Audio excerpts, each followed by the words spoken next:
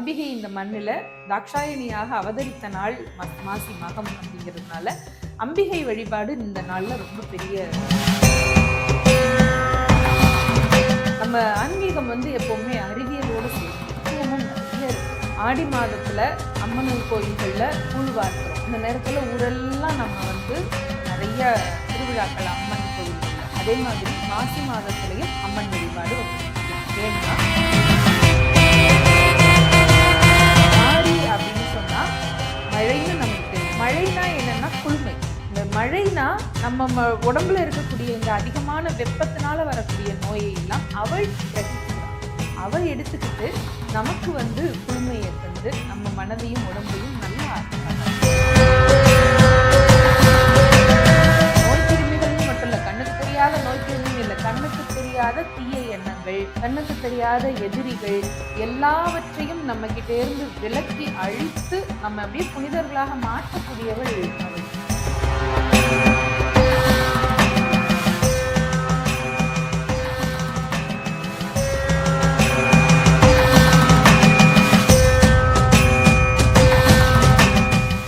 வணக்கம்மா. வணக்கம். எப்படி இருக்கீங்க? நல்லா இருக்கேன். ஓகே, மாசி மாதம் வந்தாச்சு. எனக்கு மாசி மாதம் சொன்னீங்க, மாசி மகம் தான் ஞாபகம் வரும். மாசி மகத்தை பத்தி சொல்லணும் அப்படின்னா, மாசி மாதத்துல வரக்கூடிய மகத்துவமான நாள்ல இதுவும் ஒண்ணு. மகா சிவராத்திரி நல்லபடியா முடிஞ்சுது. அடுத்ததா மகம் ஜகம் ஆளும்பாங்க. எல்லாருக்கும் மாசி மகம்னு உடனே கும்பகோணம் மகாமக குளம் தான் ஞாபகத்துக்கு வரும் இல்லையா? ஒவ்வொரு ஆண்டும் வரக்கூடியது மக நட்சத்திரத்துல மாசி மாதத்தில் பௌர்ணமி திதியில வரக்கூடியதுதான் இந்த மாசி மகம். இது தெரியும் நமக்கு. 12 ஆண்டுகளுக்கு ஒரு முறை வர்றதுதான் மகாமகம். அது 12 ஆண்டுகளுக்கு ஒரு முறை வர்றது. இப்போ நமக்கெல்லாம் மனிதர்களுக்கெல்லாம் ஏதாவது ஒரு பாவத்தை நிவர்த்தி பண்ணணும்னா போய் புனித நதிகள்ல புனித நீர்நிலைகள்ல நீராடுங்கன்னு சொல்லுவாங்க இல்லையா? அப்படி நீராடி நம்ம எல்லாரும் நம்ம பாவத்தை கழுவிட்டு வந்துடுறோம். அந்த நதிகள் என்ன பண்ணுவாங்க?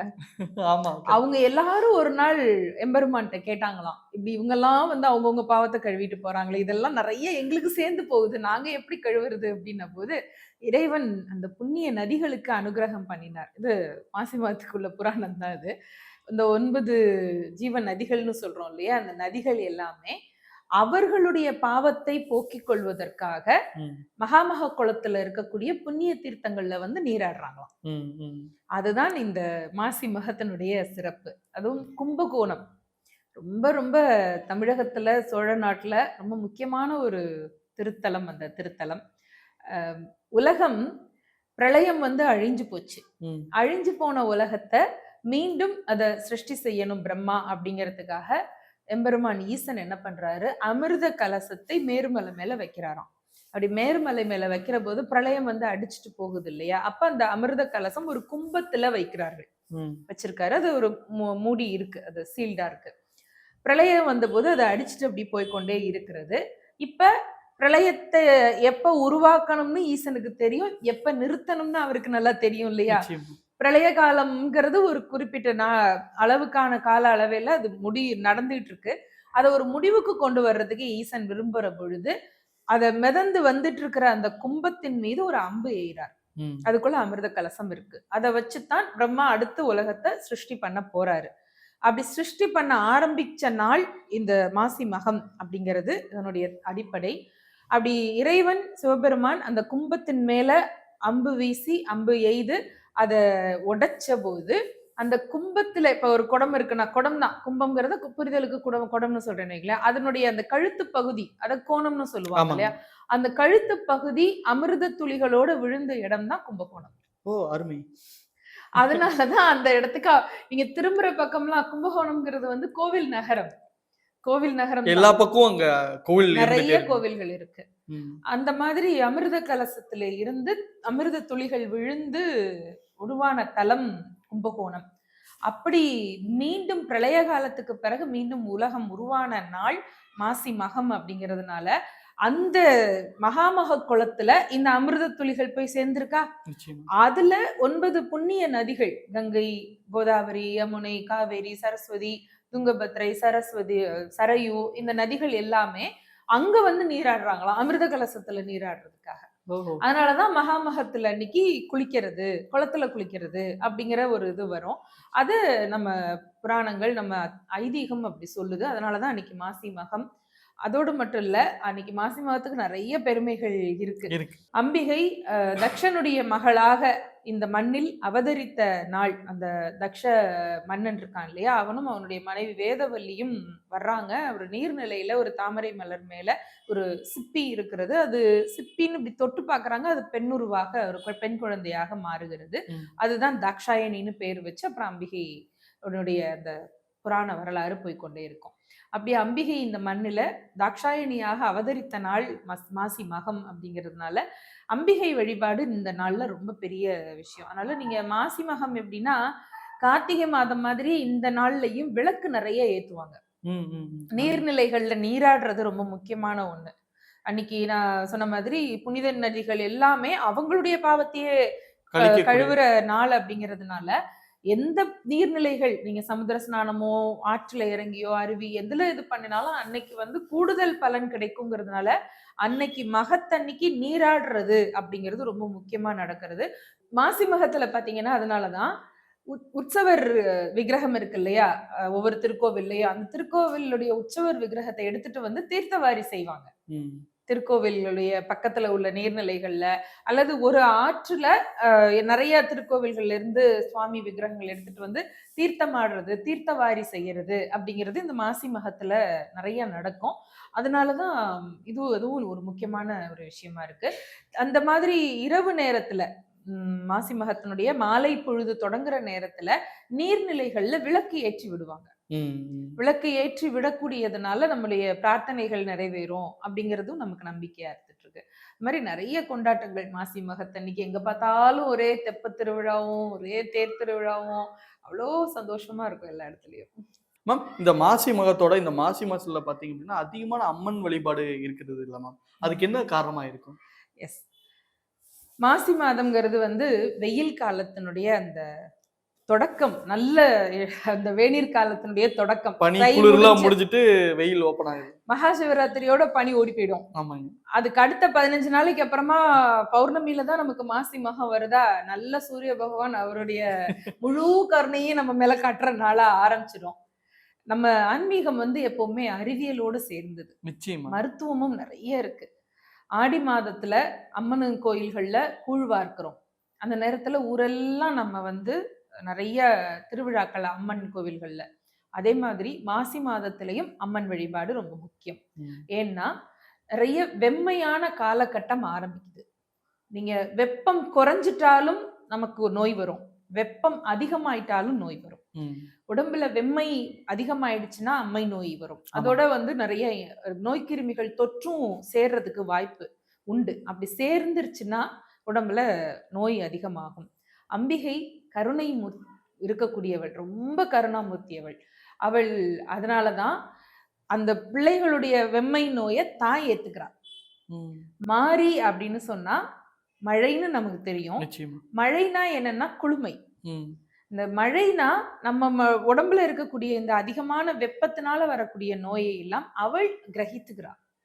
அவள் எடுத்துக்கிட்டு நமக்கு வந்து குளுமையை தந்து நம்ம மனதையும் உடம்பையும் நல்லா ஆக்குறான்னு அர்த்தம். அம்பிகை வந்து தியாகத்தினுடைய வடிவம். வீட்டுல குழந்தைக்கு முடியலைன்னா அம்மா சாப்பிட மாட்டாங்க. குழந்தைக்கு என்ன பத்தியமோ அதை தான் அவங்களும் எடுத்துக்குவோம். அவங்க தனியா அவங்களுக்கு பெரிய சமையல் செஞ்செல்லாம் சாப்பிட மாட்டாங்க. அது ஒரு சில குழந்தைகளை பெற்ற தாய்க்கே அவ்வளவு கருணை இருக்கிற பொழுது உலக மாதா ஜெகன் மாதா அவளுக்கு எவ்வளவு கருணை இருக்கும். இந்த வெயில் காலம் ஆரம்பிக்கிற நாள் மாசி மாதம்ங்கிறதுனால தான் ஊரெங்கும் அம்மன் திருக்கோவில்கள்ல நீங்க ஊரை முதல்ல சுத்தப்படுத்துவாங்க திருவிழா கொண்டாடுறது அப்படின்னு சொன்னாலே. அடுத்தது தேரோட்டம் நிறைய நடக்கும் மாசி மாதத்துல. அப்ப தேரோட்டம் நடக்கிற பொழுது அந்த தேர் ஓடுற பாதை முழுக்க சுத்தமாகும். ஒரு சின்ன கிராமம் இருக்கு, அங்க வந்து ஒரு முக்கியமான ஒரு ஊர் தலைவர், ஒரு பெரிய தலைவர் வராருன்னா அந்த இடத்த உடனே சுத்தம் பண்றாங்க. விறுவிறுன்னு வேலை நடக்குது பாத்தீங்களா? நிச்சயமா நிச்சயமா. அரசியல்வாதிகள் வரும்பொழுது நடக்குது இல்ல. நான் நினைச்சுக்கிறது உண்டு, ஒரே ராத்திரியில அந்த இடத்துல பாத்தீங்கன்னா அவ்வளவு கொடிகள் இருக்கும், விளக்கு கம்பங்கள்லாம் நிறைய இருக்கும். என்னன்னு பார்த்தா மறுநாள் ஒரு பெரிய தலைவர் வராரு அப்படின்னு அதுக்கான பதாகைகள்லாம் நிறைய பார்த்துக்கிட்டு இருப்போம் இல்லையா நம்ம. எனக்கு அப்ப நிஜமாவே மனசுல தோன்றது என்னன்னா, ஒரே நாள்ல இந்த இடத்த பூரா சுத்தம் பண்ணி வெளிச்சம் வச்சு எல்லாம் பண்றாங்கல்ல, அத வருஷம் முழுக்க பண்ணாங்கன்னா நல்லா இருக்குமே. ஆமா. உண்மையிலேயே எனக்கு மனசுக்கு ஆதங்கமா இருக்கும். நானும் யோசிக்கிறது உண்டு. அதான் இங்க நம்ம ஆன்மீகம் என்ன சொல்லுதுன்னா, வருடத்துல ஒரு நாளாவது இது மாதிரியான ஒரு புனித நாள்ல நமக்கு அத மேற்கொள்ளணும்னு ஒரு கட்டாயத்த வைக்கிறாங்க. ம், ம், ம். பொங்கல்னா வீட்ட சுத்தம் பண்றது, போகி அன்னைக்கு பழசையெல்லாம் நம்ம அதெல்லாம் கழிக்கிறது. அப்புறப்படுத்துறதுன்றது இருக்கு இல்லையா? அத ஒரு தாத்பரியமா, ஒரு ஐதீகமா வைக்கிற பொழுது அத நம்ம செய்றோம். ஆன்மீகம்ங்கிறது நமக்கான வாழ்வியல் நடைமுறை வழிகாட்டுதல் தான். ம். இப்படி இருங்க, இப்படி இருக்காதீங்கன்னு சொல்றதுதான். அதனால அம்பிகை வழிபாட்டோட சேர்ற பொழுது, இந்த வெம்மை காலகட்டம் அதிகமாகிற பொழுது, இதையெல்லாம் முதல்ல சுற்றுப்புறமும் உடலும் சுத்தமா இருந்துட்டாலே கிருமி தொற்றுங்கிறது வரவே வராது. ம். நீங்க கோயில் திருவிழாக்கள்ல அந்த காலத்துல காப்பு கட்டுறதுன்னு கட்டுவாங்க இல்லையா? Yes, yes. இன்னைக்கும் இருக்கு. அந்த காப்பு கட்டியாச்சுன்னா, ஊருக்குள்ள இருக்கிறவங்க யாரும் வெளியில போமாட்டாங்க. ஆமா. வெளியூர்ல இருக்கிறவங்கள யாரையும் உள்ள உள்ளுக்குள்ள அனுமதிக்க allow மாட்டாங்க. புரியுதா? அது என்னன்னா, இப்ப நம்ம கொஞ்ச நாளைக்கு முன்னாடி கொரோனா நேரத்துல என்ன பண்ணோம்? என் வீட்டுக்கு நீ வராத, உன் வீட்டுக்கு நான் வரலன்னு நம்ம Distance. டிஸ்டன்ஸ்ல உட்கார்ந்தோம் பாருங்களேன். இந்த காப்பு கட்டுறதுங்கிறது அந்த ஊர சுத்திகரிக்கிற வேலை.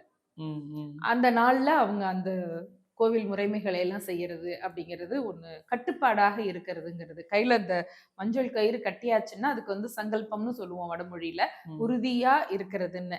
அப்படி இருக்கிற பொழுது நம்ம வந்து தீய எண்ணங்கள்ல இருந்தும், தேவையற்ற செயல்கள்ல இருந்தும் நம்மளை உறுதிப்பாடோட விலக்கி இருந்து ஆன்மீக சிந்தனையில இருக்கிறது தான்.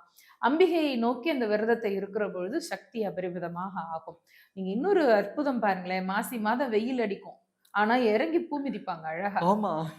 ஒண்ணும் செய்யாது. ஆமா. ஒண்ணும் செய்யாது.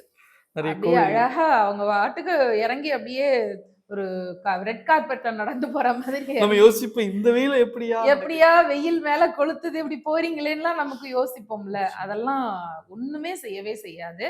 அம்பிகை வழிபாடு அப்படிங்கிறது நம்மை காப்பாற்றுவதற்கு.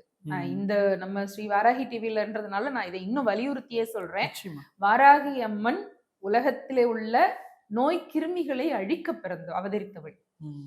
அவள் வந்து வழிபாடு செஞ்சோம்னா அனைத்து தீமைகளும். எல்லா தீமைகளும் விலகும். ம். நோய் கிருமிகள்னு மட்டும் இல்ல, கண்ணுக்கு தெரியாத நோய் கிருமின்னு இல்ல, கண்ணுக்கு தெரியாத தீய எண்ணங்கள், கண்ணுக்கு தெரியாத எதிரிகள் எல்லாவற்றையும் நம்ம கிட்ட இருந்து விலக்கி அழித்து நம்ம அப்படியே புனிதர்களாக மாற்றக்கூடியவள் அவள். அவளுடைய அந்த அனுகிரகம் அவ்வளவு பெரிது. வாராகி ஆதிபராசக்தியினுடைய ஒரு அம்சம். நிச்சயமா. அப்போ அம்பிகை வழிபாட்டை மாசி மாதத்துல இந்த மக நட்சத்திரத்துல செய்யற பொழுது ஊர் முதல்ல சுத்தமாகும், நம்முடைய உடல் சுத்தமாகும், மனம் சுத்தமாகும். இந்த மூன்றும் சுத்தமாக இருக்கிற பொழுது ஆன்ம சக்தி அதிகமாகும். ம், ம். ஆன்ம சக்தி அதிகமானால் எல்லாருக்குள்ளும் தெய்வ அனுகிரகம் நிறைய கிடைக்கும். நல்ல எண்ணங்கள், ஆன்மீக வளர்ச்சி நல்லா இருக்கும். அதுக்கான நாள் இந்த நாள். நிச்சயமா. ரொம்ப அழகாக தெளிவான விளக்கம் கொடுத்ததுக்கு நன்றி. நன்றி. மகிழ்ச்சி.